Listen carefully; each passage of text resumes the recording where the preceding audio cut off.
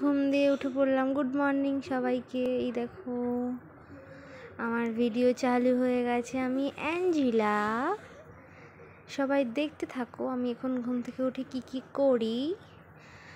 আমি এখন পটি করব, ঠিক আছে? তো পটি করব এখন, আমি পটি করে নিচ্ছি। তাহলে না না না না না না না না না না না না হয়ে গেছে পটি। এবার ব্রাশ করব আমি।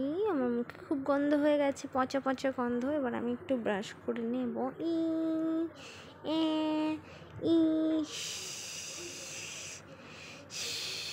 ব্যাস, পরিষ্কার হয়ে গেছি আমি অ্যাঞ্জেলা।